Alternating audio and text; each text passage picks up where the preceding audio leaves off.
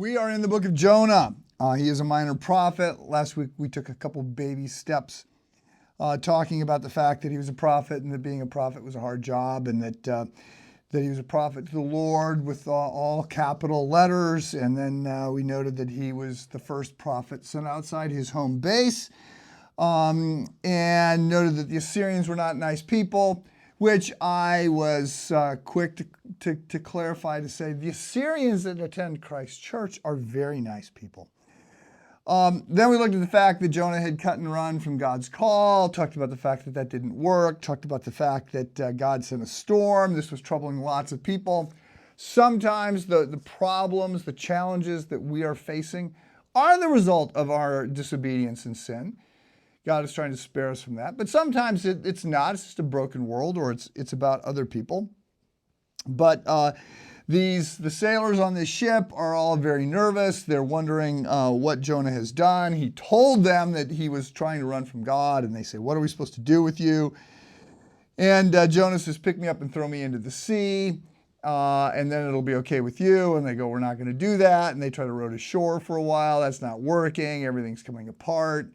And so at that point, they plead with God not to hold them accountable for what they're about to do. Then they pick Jonah up and they throw him into the water, and immediately the storm grows calm, the seas grow calm, and the men greatly feared the Lord, and they offered a sacrifice to the Lord and made vows to him. And then we get the story now of the great fish that swallows Jonah, and he's in the belly of the fish for 3 days and 3 nights. Now, I'm not interested in getting 50 emails asking me if I believe that this happened.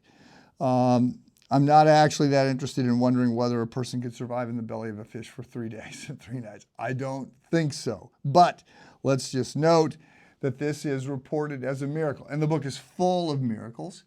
And as miracles go, this is actually sort of a small change miracle.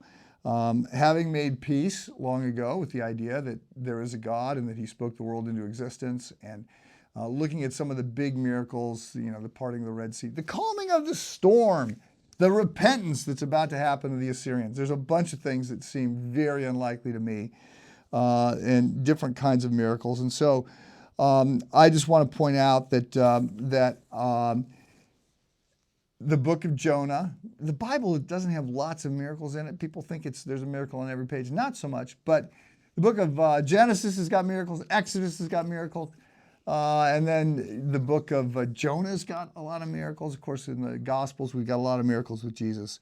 So I get behind this particular account because Jesus does. So there's lots of different genres in the Bible, and we have to make sense of what we're reading based on the type of literature and what God is doing and what the vehicle through which he's revealing himself and truth to us.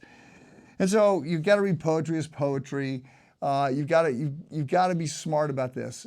So all that to say, in Matthew 12, Jesus is questioned by the Pharisees, and they're demanding a sign. And he says, a wicked and adulterous generation asks for a miraculous sign. But none will be given except the sign of the prophet Jonah. The first Jonah, and Jesus is sort of the second Jonah, the first Jonah was 3 days and 3 nights in the belly of a huge fish, though the Son of Man will be in 3 days and 3 nights in the heart of the earth. So Christ's endorsement of the miracle is sort of what I hang my hat on. So I believe that Jesus is God. I'm going to line up with him. And so there you have it. There's a lot in this book. Stay tuned. Have a good day.